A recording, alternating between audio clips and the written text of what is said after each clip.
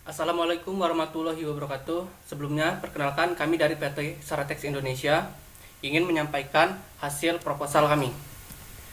Di sini kami beranggotakan yang pertama Sapardi selaku pemilik PTSI, kedua Aprizal selaku project manager, ketiga Rasmiati selaku developer, keempat Nuke Fatmawati selaku EVC, yang terakhir Vidya selaku programmer. Di sini Vidya selaku programmer akan menyampaikan materi yang pertama profil perusahaan, kedua novel purpose. Waktu dan tempatnya saya persilakan.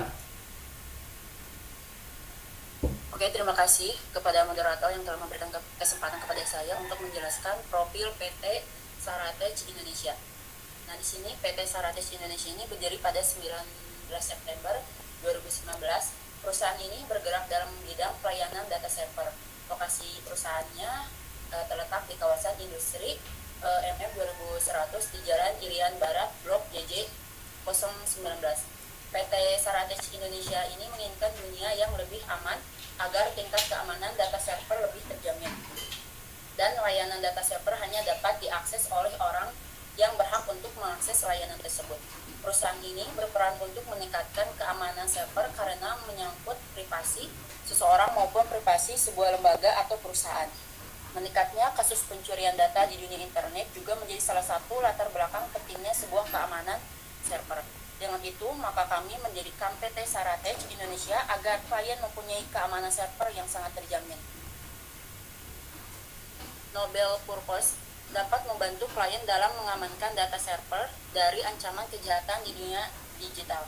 Data server merupakan suatu sistem komputer yang mempunyai layanan khusus sebagai penyimpanan yang dapat menyediakan layanan basis data seperti penyimpan, memproses, dan mengamankan data. Server akan menyimpan beragam jenis dokumen dan menyediakan informasi untuk pengguna atau pengunjungnya. Oleh karena itu, server berperan penting dalam menyediakan akses lebih cepat untuk mengirim atau menerima data yang tersedia dalam server. Dalam bentuk fisiknya, server berwujud jaringan komputer dan memiliki ukuran yang sangat besar dengan beberapa komponen pendukung, prosesor, dan RAM yang berkapasitas besar. Terima kasih. Oke, materi selanjutnya akan disampaikan oleh Nuke Fatmawati. Waktu dan tempatnya saya persilakan. Terima kasih kepada moderator. Di sini saya akan menjelaskan tentang layanan pemasangan server dan penyimpanan. Beberapa proyek yang pernah ditangani oleh PT Saratex Indonesia berdasarkan sesuai dengan permintaan. Pada gambar berikut merupakan hasil proyek yang pernah kami kerjakan di PT Abadi Jaya pada tahun 2020 yang sesuai permintaan klien. Next.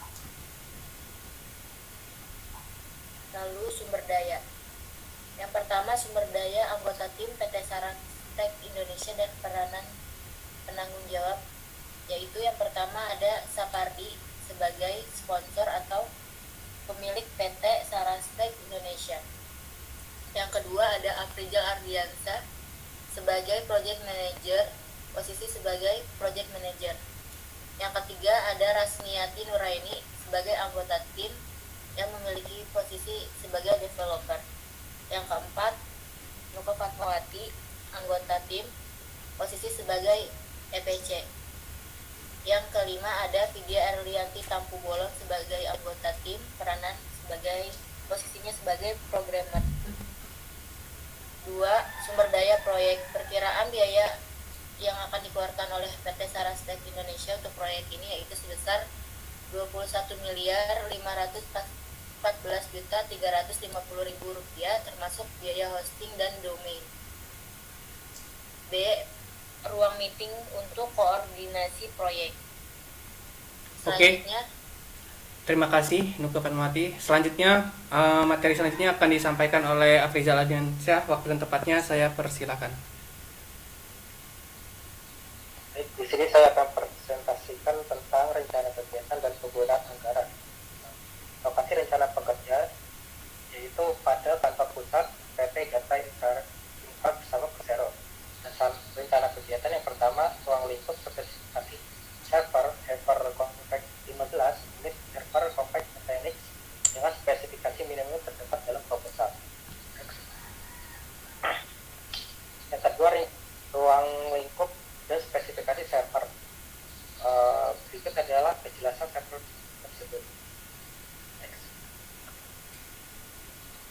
ketiga ada ruang lingkup dan spesifikasi kabel jaringan untuk satu roll dengan kabel UTP 45E dengan spesifikasi minimum sebagai berikut.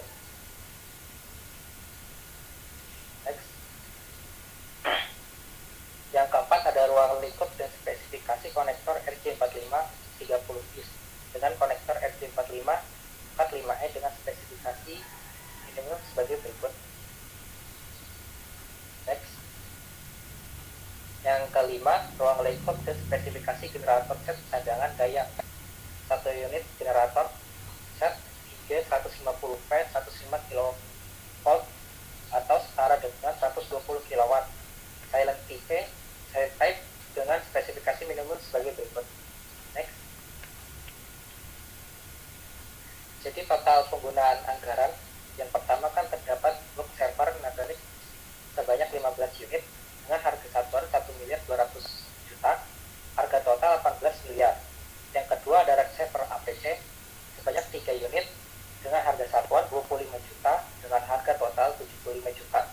Yang keempat kabel jaringan UTP dengan satu roll, harga satuannya ya kisaran 2.500.000 dengan harga total 2.500.000. Yang keempat ada konektor RJ45 sebanyak 30 piece dengan harga satuan 29 juta dan harga total 870 juta. Yang kelima ada generator set sebanyak 1 unit, harga satuannya 601 juta dengan harga total 601 juta. Dan yang terakhir ada jasa instalasi infrastruktur jaringan server yaitu sebesar 10 juta dan perkiraan total dengan PPN sebanyak 21.540.350 rupiah. Oke, terima kasih Afrizal. Materi selanjutnya akan disampaikan oleh Rasmiati selaku developer. Waktu dan tempatnya saya persilakan. Baik, terima kasih kepada moderator. Di sini saya akan menjelaskan tentang BBS dengan Gantt chart. Proyek yang semula telah disepakati untuk dijalankan selama 3 minggu dan ditambah 1 minggu lagi untuk pemeliharaan. Dengan rincian detail sebagai berikut. Company PT Data Infra bersama Astro, Goran's Date 16 Oktober 2022, layoutnya BBS, project startnya dimulai tanggal 10 Oktober tahun 2022 dan project finishnya di tanggal 28 Oktober tahun 2022. BBS dengan Gantt chart-nya di sini terdapat tabel kegiatan project di mana memiliki 4 minggu. Yang pertama persiapan project. Project pertama yaitu di minggu pertama. Kemudian pelaksanaan kita masuk ke minggu pertama, kedua, dan ketiga serta minggu keempat. Dan yang ketiga kontrol. Itu kita masukin ke minggu pertama, kedua, ketiga, dan keempat. Yang terakhir yaitu penutup, kita masuk ke minggu terakhir yaitu minggu ke. Oke, terima kasih Saudara Rasmiati atas penyampaian materinya. Materi selanjutnya akan disampaikan oleh saya sendiri selaku pemilik PTSI, di mana sini akan menyampaikan materi tentang CPM Critical Path Method. Di sini saya akan menjelaskan mengenai worklist-nya mulai dari yang pertama hingga yang terakhir. Yang pertama di sini disimbol yang huruf A, initial content, yang kedua assessment, ketiga research, ketiga D, merancang set outline dan review, dan hingga yang terakhir yaitu launching.